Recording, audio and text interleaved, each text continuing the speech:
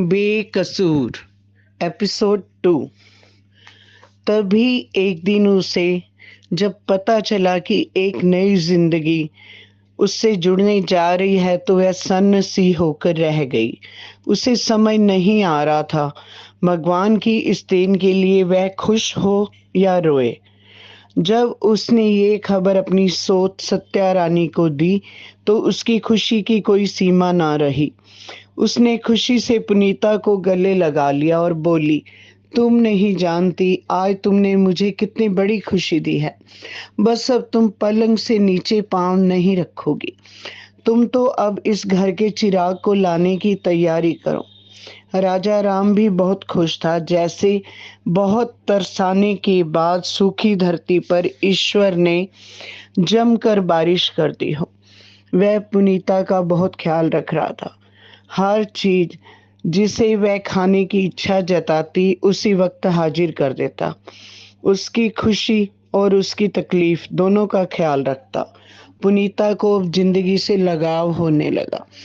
उसे लगने लगा कि अब जिंदगी का कोई मकसद मिल जाएगा और इस तिनके के सहारे वह अपना जीवन रूपी सागर पार कर जाएगी। समय पंख लगाकर उड़ रहा था। आखिर वह पल आ गया जिसका उन तीनों को बेसब्री से इंतजार था। पुनीता ने अपनी तरह सुंदर और स्वस्थ बेटे को जन्म दिया। राजा राम को लगा खुशी से आज फिर उसकी जवानी लौट आई है। वह गरीबों को खैरात बांटने लगा और रिश्तेदारों को मिठाइयाँ।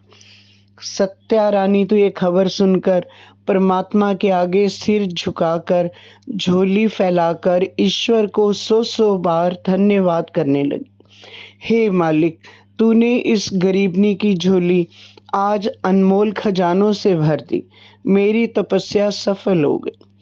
होश आने के बाद पुनीता को जब ये खबर डॉक्टरों ने दी तो उसके चेहरे पर एक विजयी मुस्कान थी, मानो किस्मत से जंग में बदकिस्मती को उसने पछाड़ दिया हो। राजा राम बड़े प्यार से उसकी तरफ देख रहा था और सत्या रानी अपनेपन से उसका माथा दबा रही थी। तभी नर्स मुस्कुराती हुई बच्चे को गोद में लेकर कमरे में दाखिल हुई और कहने लगी, चलो बाबू अपनी माँ की गोद में। पुनीता खुशी से तकिए से अपने सिर को उठाने की कोशिश करने लगी।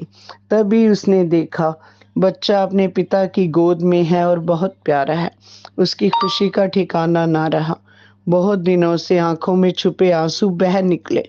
राजा राम बच्चे को लेकर आगे बढ़ रहा था। उसे अपनी ओर आता देख वह उठने की कोशिश करने लगी।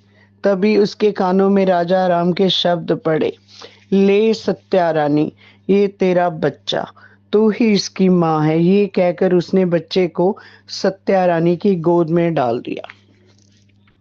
सत्या रानी की आंखों से आंसुओं की धार बह निकली। उसे लगा जैसे बरसों की भीख मांगने वाली फकीरनी की गोद में कोई हीरे और मोतियों से भर गया हो। उसने बच्चे को अपने कलेजे से लगाकर यूं छुपा लिया कि किसी की बुरी नजर उससे उसको दूर ना कर दे। वह एकटक उसे निहारे जा रही थी और रोए जा रही थी। वह बेखबर थी कि जिसने उसे पैदा किया है उसकी मनोदशा क्या है। पुनीता ने जब राजा राम के ये शब्द सुने तो उसे लगा जैसे उसके दिमाग पर कोई हथौड़े चला रहा है।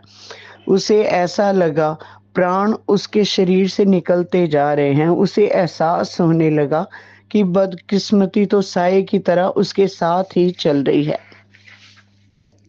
सारा भ्रमजाल टूट गया और कोई उसकी मनोदशा के बारे में नहीं जानता था। जब अपने पर काबू ना रहा तो वह बेहोश हो गई। राजा राम ने घबराकर जल्दी से डॉक्टर को बुलाया। चेकअप के बाद डॉक्टर ने कहा, चिंता मत कीजिए, कमजोरी से अक्सर ऐसा हो जाता है।